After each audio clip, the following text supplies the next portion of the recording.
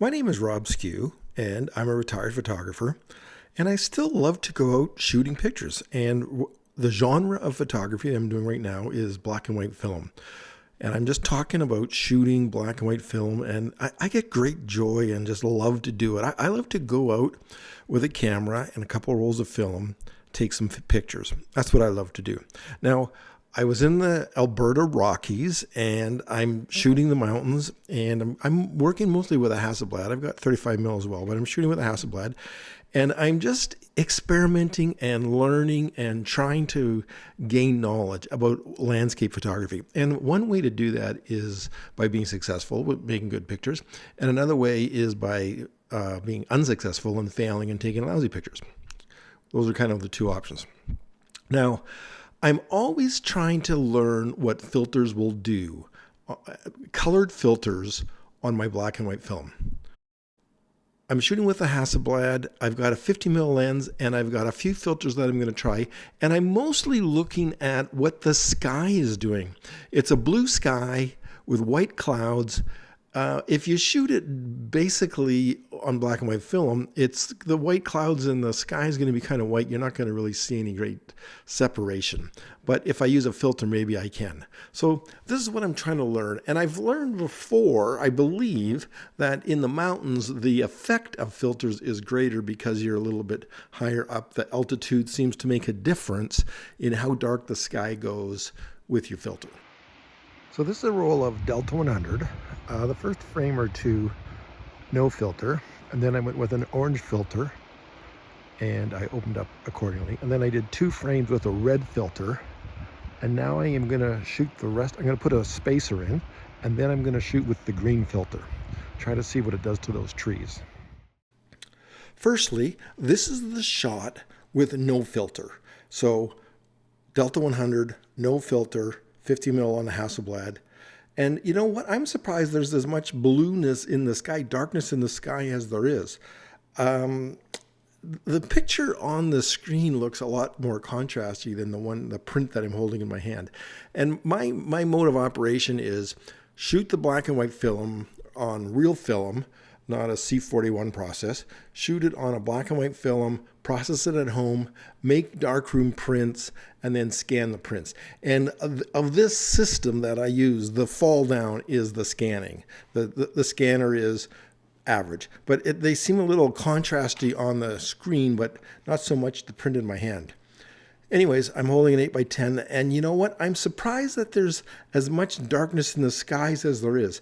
I feel that like snow-covered mountains are a little bit hard to print. How white do you want the snow? Now, I have a great example to go by because I own a couple of Ansel Adams prints. So I look at his whites on snow and I say, they're not paper white.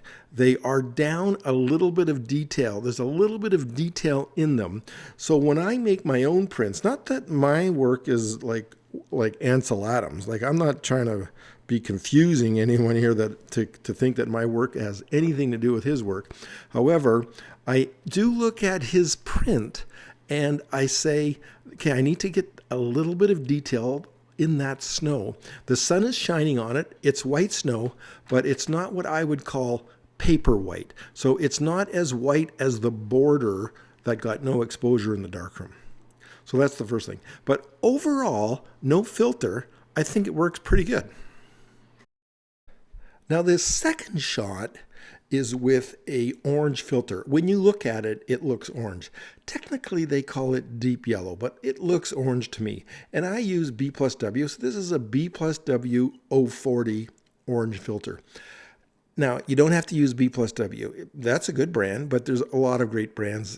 It doesn't matter. Use the filter that you have. Use the one you like.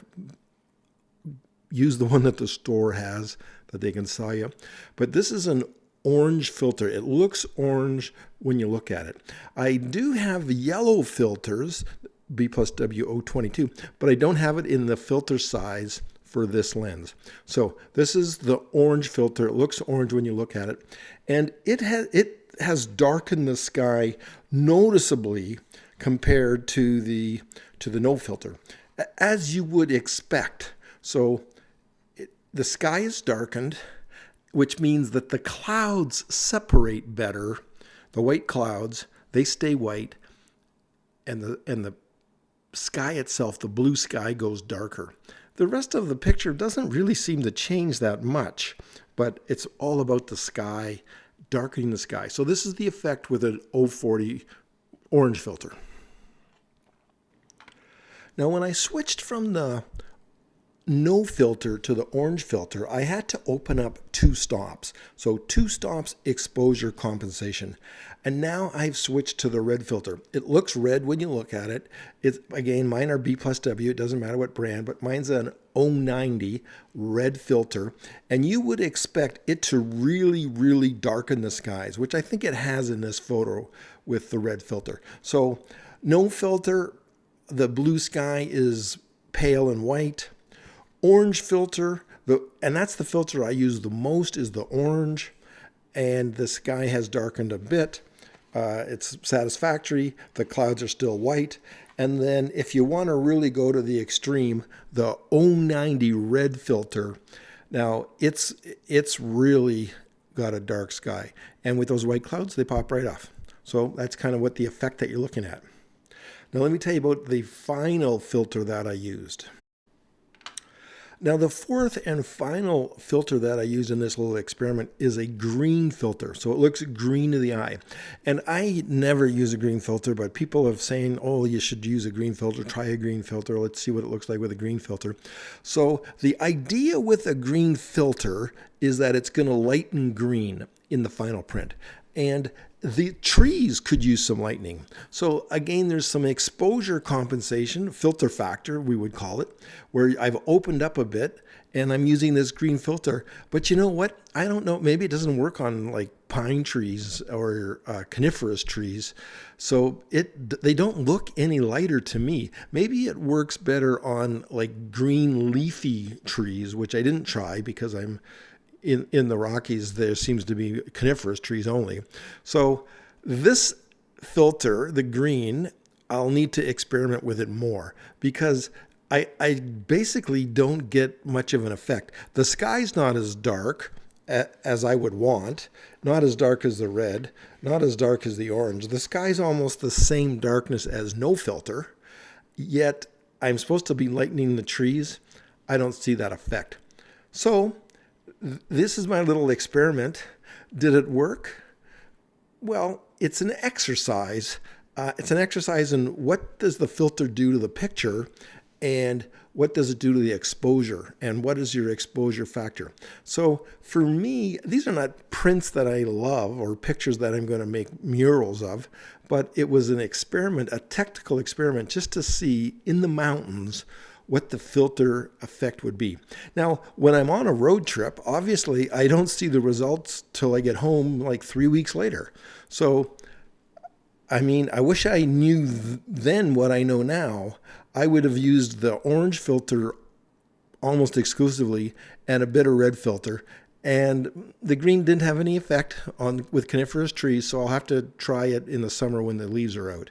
But it's always great to try things. It's always great to fail. This is my filter failure from the Rockies.